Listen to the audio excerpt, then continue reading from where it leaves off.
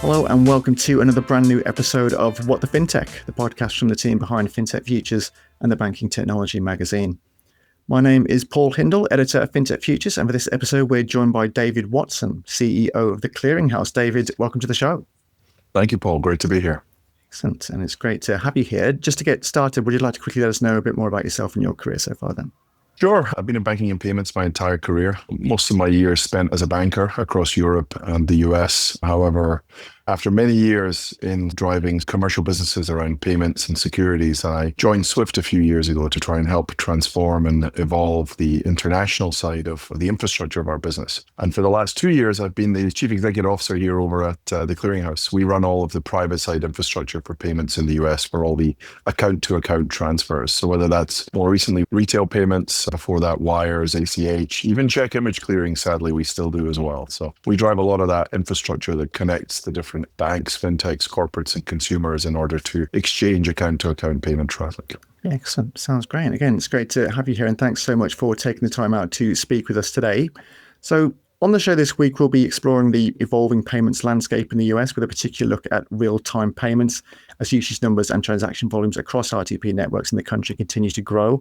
We'll dive into the core drivers behind the growth of RTP in the US, how banks and businesses have been looking to adopt instant payments, the key trends around how businesses and consumers are choosing to make payments, and what the future looks like for RTP as new technological advancements such as tokenisation and stablecoins continue to revolutionise the sector. So to start off then, David, can you give us an overview of the Clearinghouse and all the different areas that you cover?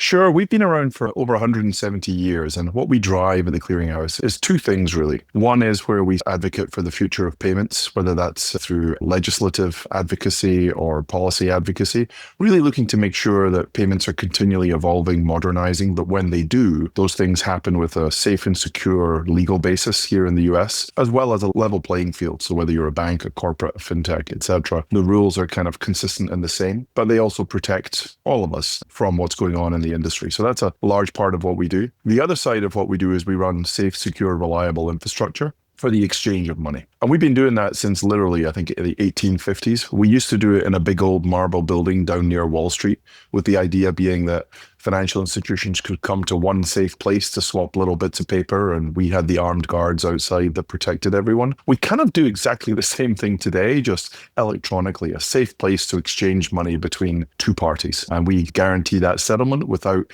taking any settlement risk. Excellent. Sounds great. And I mean, before we dive into real-time payments, and I thought it'd be interesting to get your thoughts on the current state of play with digital payments at the moment. How would you say that the payments landscape has evolved in the US over recent years? I've been having these conversations for many years in my career, and I feel like every year I answer that question with, this is a really exciting time in payments.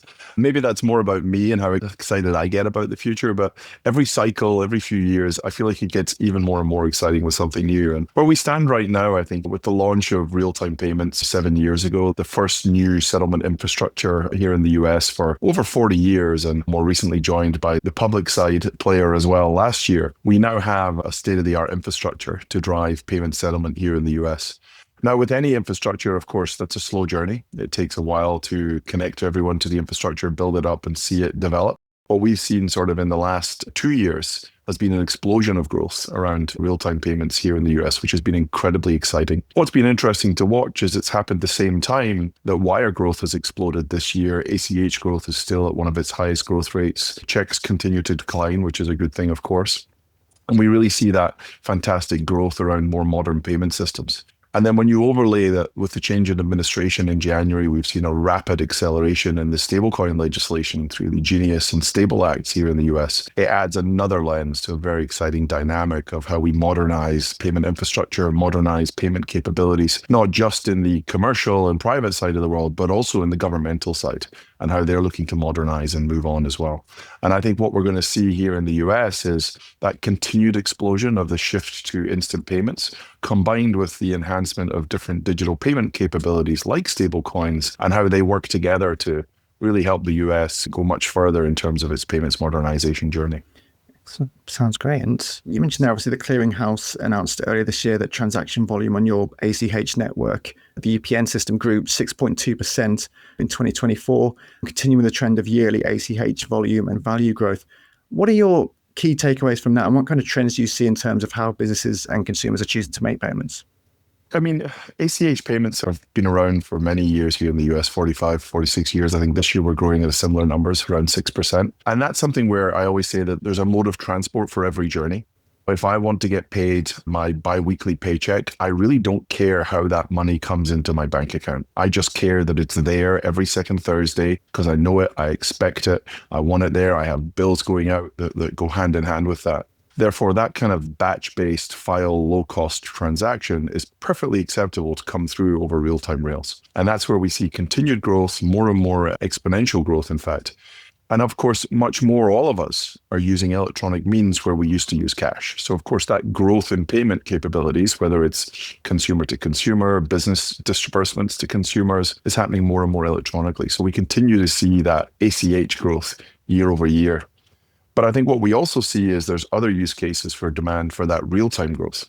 And what we've seen on the real-time network is a 40% growth year over year compared to that 6. So that real explosion, and we see that also continuing this year. I think we were settling around $8 billion a day now over the real-time network, whereas last year we were averaging around 1.5. And what's the difference is, well, if for my bi-weekly salary, I don't care how it comes, it can come in a batch file with all the other hundreds of employees on the same day. All I care about is knowing when it's coming. If I'm a gig economy worker who's building a website for FinTech Futures and I've built the website, it's ready to go, I've shown you it through the demo and you're happy to go for it, before I click live, I want you to pay me.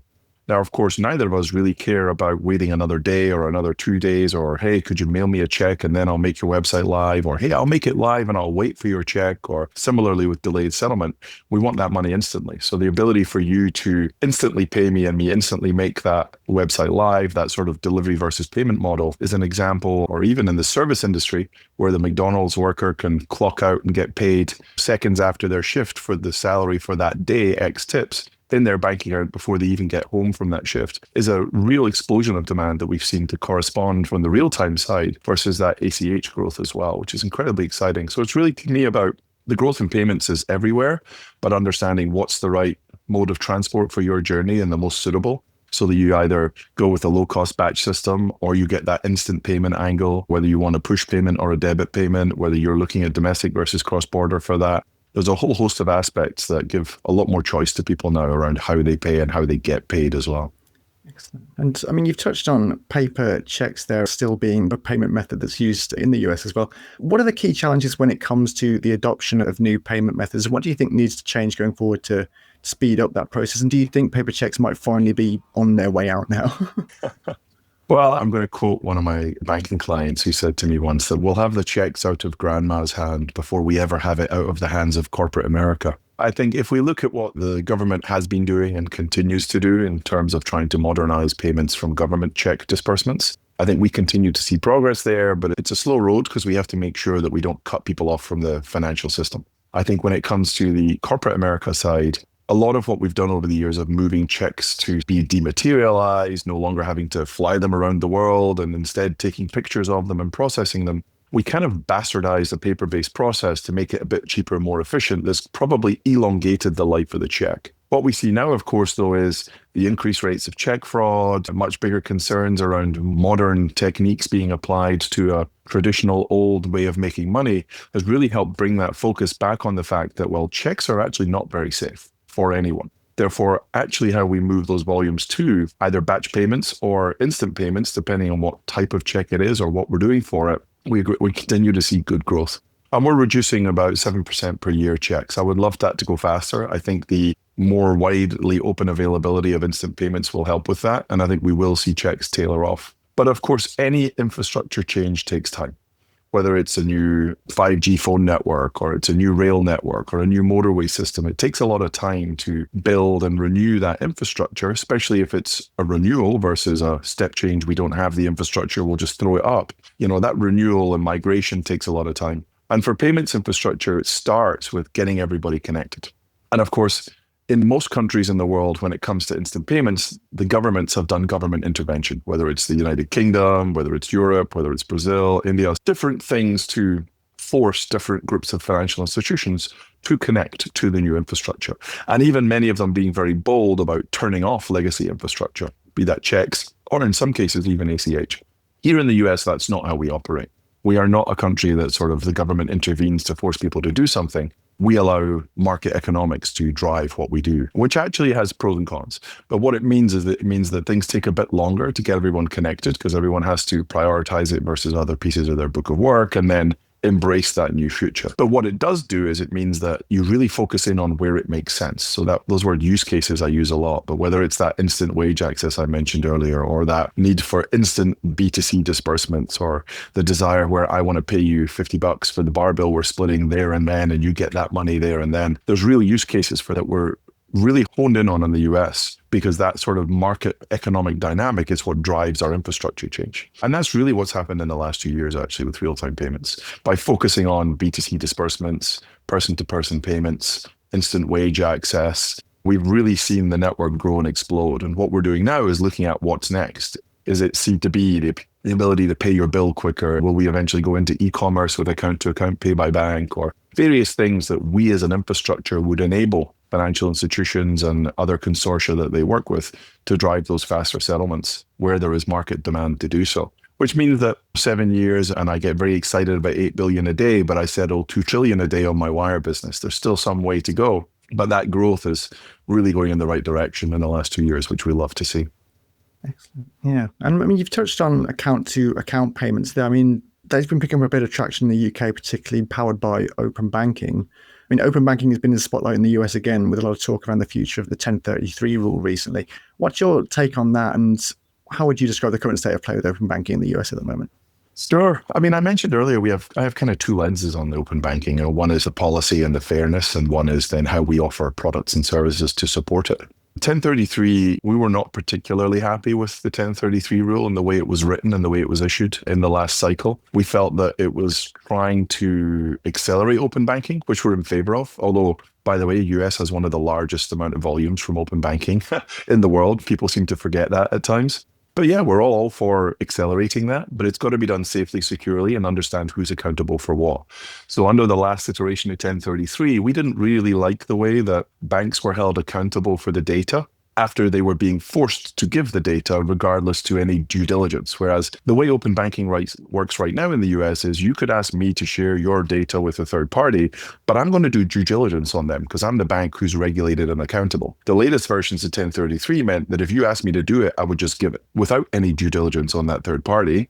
And by the way, if the third party did something wrong, I'm still accountable. Well, that didn't really fly for us. So we're very happy that the administration is now revisiting that. We'll see what they do with it, but we're hugely in favor of open banking. We just want it to be safe, secure, and a level, fair playing field for everyone that partakes in it, whether it's a consumer, a corporate, a fintech, financial institution, or a market infrastructure. But with that in mind, what we see around open banking is really a lot of conversation around that instant payment rail.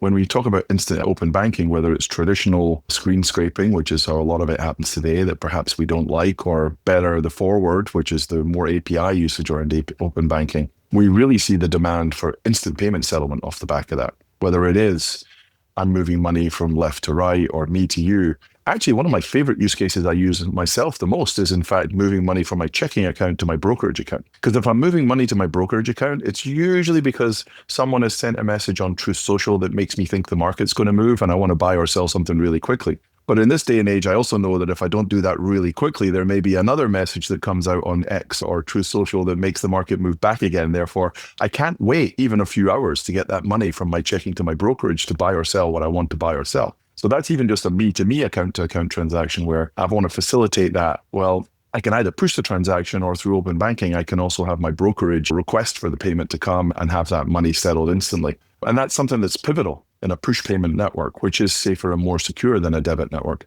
So there's a lot out there that I think with open banking that gets me very excited. But at the same time, my job is to make sure that everything is safe, secure, and resilient. So ensuring that happens through the right regulatory accountability to facilitate exponential payment provider, fintech, corporate, and financial institution growth in the open banking space is key to that growth, to my mind. The search for America's payment technology pioneers is on. The PayTech Awards USA is now accepting nominations. Whether you're a fintech disruptor or an established payment provider, this is your opportunity to highlight your achievements in the rapidly evolving payments landscape. Head to the PayTech Awards USA website to submit your nominations today. Nominations close on July the 25th. Thanks for that, David. And Focusing back in on RTP, I mean, earlier this year, the clearinghouse announced that the RTP network surpassed 1 billion payments just 18 months after crossing the 500 million transaction mark. We're a few months removed from that announcement now. I mean, what's the latest there, and what kind of demand are you seeing for RTP at the moment then? Yeah, look, we're settling over 1.1 million transactions every day. The growth continues to be steady. We'll see another 40% plus minus growth year over year this year. We expect that to continue, if not even accelerate, actually, in the years forward. And as I mentioned, with the increase of our limit from 1 million to 10 million, we've seen that 1.5 billion a day to 8 billion a day sort of record jump up, which again actually shows interesting demand in the B2B space and the sort of FI to FI space for higher value instant payments. And I would expect that in due course, we'll raise that limit further and see more flows go over that network in due time. But with sort of 36, 37, 38 million transactions a month in the last couple of months continuing to grow, it is very much the fastest growing payment mechanism we see across our portfolio. And that's something that when you think the average transaction value across that network is something like a few thousand now, I think it's gone up with the limit increase, but it's a few $1,000s average payment. And it's an interesting network because you see everything from the sort of few dollars C2C type business all the way up to these $10 million high value corporate treasury transactions. You've got a very broad portfolio. Whereas with ACH, of course, you see a lot more of those smaller transactions, and on the wire side, a lot more of those higher value. RTP truly is a network that from a push instant capability is kind of there for every payment type. What we are doing with the network, though, is we're growing it safely, which that means is we allow different types of things to happen on the network. And then over time, we allow more different things. And we do that from a risk and a fraud perspective. The fraud rates on RTP, by the way, are like 0.04 bips. It's by far and away one of the lowest rates of fraud that's out there. So this whole instant payments, instant fraud thing, I hear a lot. The statistics tell me that there is much less fraud on an instant payment network. Why? Well, because the power is in the hands of the consumer. There is no debit functionality. There is no 1 cent transaction coming into my account and wondering what it's for, and then it disappears. And I don't know if that's an open banking partner I authorized or someone phishing looking for my account to see if it's active. And if I notice, you can't do that in a push payment network. Power is truly in the hands of the person that owns the account. And that, I think, has also fueled a lot of growth in the network because people feel they're in control. They feel safer, more secure. What's important for us is that we do see that kind of speed happening on payments everywhere, because that's really where we're going to actually get then the next level of benefits that come after that, which is faster services, faster liquidity, faster credit, all the things that actually come off the back of a real-time payments network where you have that confirmation that a payment is happening instantly, not that it's processing and will settle later and you keep checking again and again when you can do something. Excellent. And you mentioned there the increase in the transaction limit earlier this year from $1 million to $10 million. Is there a timeline on increasing that any further? And what kind of impacts has that had? And was there just so much demand from users that really drove that decision? Yeah, it was an interesting one. There was some demand. Actually, since we did it, we've seen more of transactions and flows than we expected, which is a nice surprise. And a lot of that coming from actually the Federal Reserve's Fedwire network, where we're seeing traffic come from Fedwire to real-time payments, because real-time payments are cheaper than wires. And actually, it's much better if you're managing treasury to have money settle instantly. You have to be prepared and ready to do that with your treasury systems, with your technology and fintech partners to do that. But once you're ready, it's a much better way to move money. We don't have a date set yet of when we will increase the limit again, nor what number it will be to, but it's a conversation we have regularly with our client base. The important thing about raising the limit on an instant payment network is making sure that the banks who receive the money are fit and able to make that money available instantly. So I, as a network, could raise my limit to 100 million, $1 billion pretty easily. But if the members who use it aren't actually ready to say, okay, there's 100 million payment from bank A to bank B makes those funds available instantly, then it's a bit pointless what I do on the network. Plus, I also want to always look at the fraud data.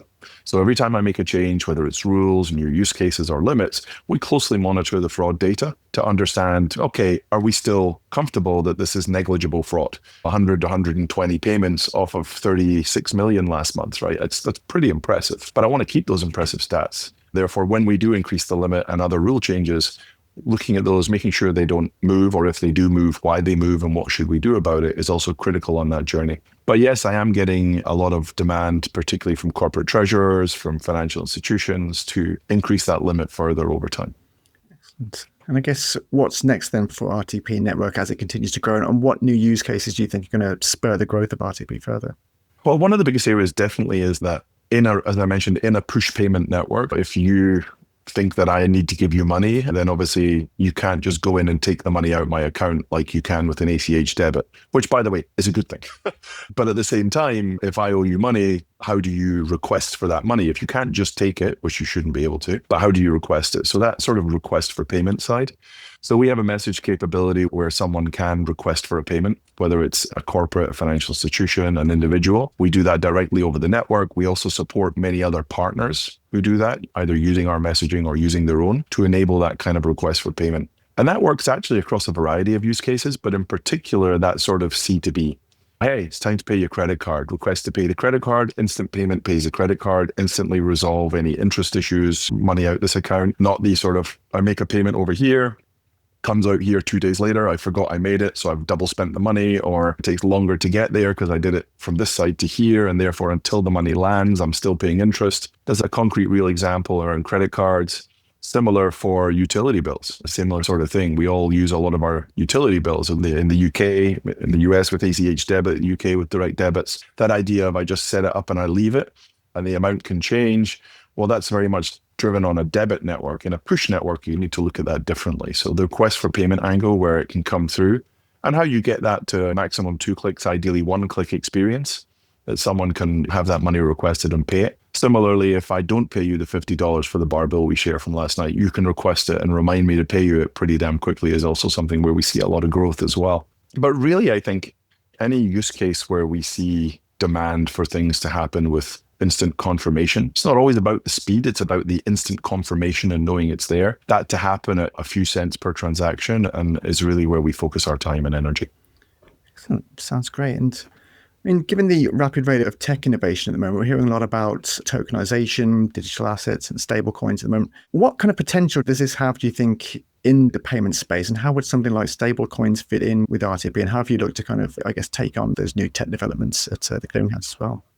In a few different ways, I would say. First of all, back to your open banking point, we now offer a tokenization product where we can tokenize account numbers and routing numbers, or the equivalent of a sort code and account number in the UK or elsewhere. So the idea that, well, if we're going to exponentially grow open banking, let's do it where my account number isn't flying around and everyone has it. We can actually offer tokenized versions of those accounts. So that's one sort of use of tokenization we've seen explode in the last few months and seeing much more demand for in parallel to that kind of open banking growth. Then on top of that, you've got, yes, tokenized deposits, stablecoins, different types of similar mechanisms coming through.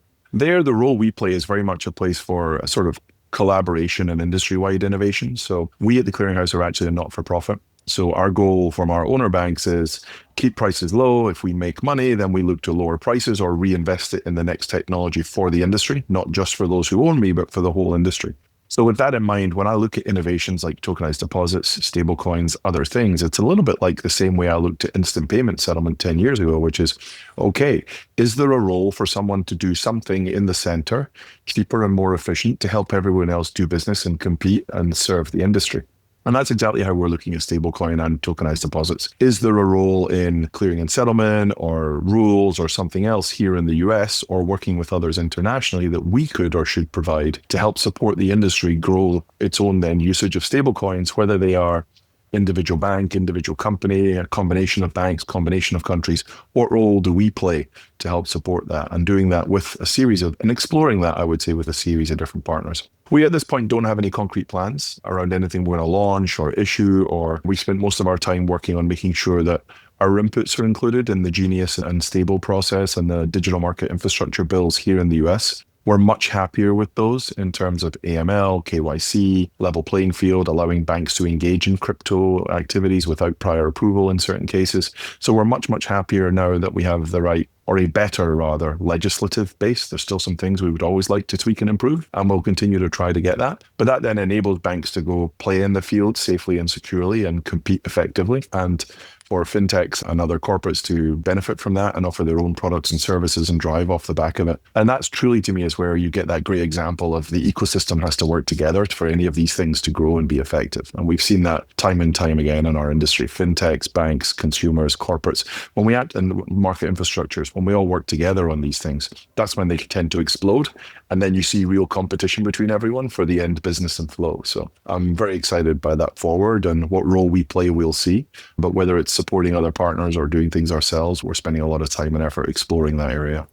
Nice. Sounds great. And I guess just to finish things off, then, is there anything else in the pipeline at the clearinghouse that you can tell us about now? Yeah, look, our biggest pipeline is really around growth around extended hours of our wire business. So as I mentioned, we settle $2 trillion a day in wires. I learned a new word last year. I think a quadrillion or quadbillion, I forget. But we settled half a quadrillion. I'll just say $530 trillion last year. That's like 6 times the world's GDP, 18 times the US GDP. So when you have that kind of money flows, you're really looking at how you can extend those hours, make it more 24/7. That's 95% international payments facilitating world trade. So you kind of want to be open on a Sunday to help markets where that's their equivalent of a Monday. So that's a big focus. The other focus I would say is ongoing resiliency and fraud management in the ACH landscape as it continues to grow, and exploring how we support the sort of long tail in ACH. And on RTP, nearly 1,000 banks on it, more than 70% of accounts in the US on it. Actually, endpoints for the average corporate is over 90%. Really creeping that up. It's a long road, but creeping that up to get more people the ability to send and particularly receive instant payments is a focus. And growing those next use cases to see, okay, after instant wage access, after B2C disbursements, how do we grow B2B payments? How do we grow more C2B? And who do we need to work with to help that? To help then us enable the clearing and settlement that lies underneath.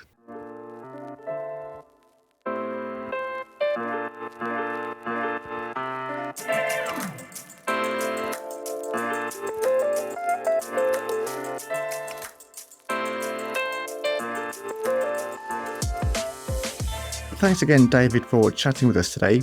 And to close out the podcast, we have our now infamous FinTech Jail. So this is where we ask for an industry term, buzzword, or trend that you've seen or heard enough of. Or, of course, you can advocate to free one of the previously incarcerated terms. So what would your selection be for this week?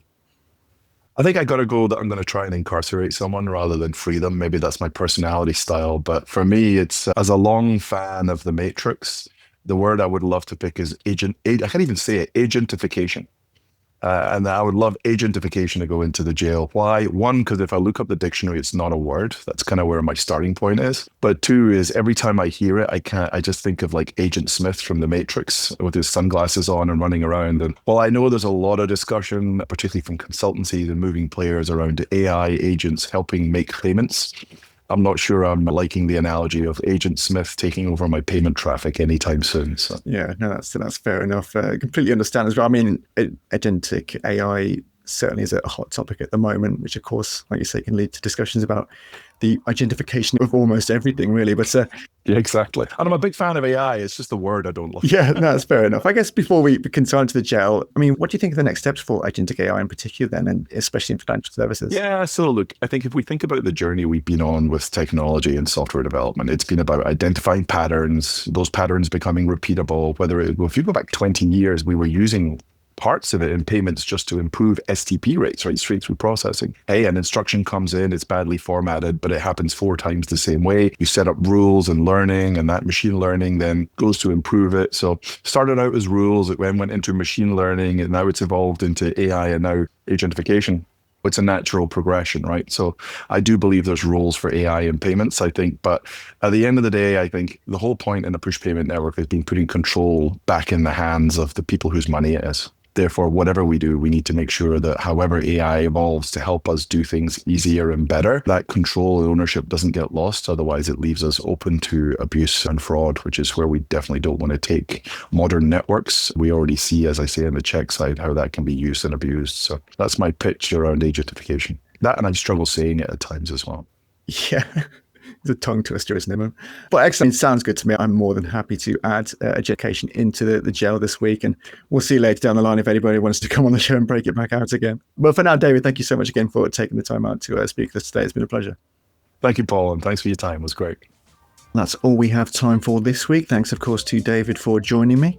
As for FinTech Futures, you can find us online at fintechfutures.com. And be sure to follow us on LinkedIn to keep up with the latest fintech news. If you like this podcast and our other episodes, you can subscribe on Apple Podcasts, Spotify, SoundCloud, or your favorite podcasting service to get notified about future episodes. Thanks as well to Arama for editing this podcast. You can check them out at arama.tv. As always, thank you very much for your support, and we'll see you soon for another episode of What the FinTech. But until then, goodbye.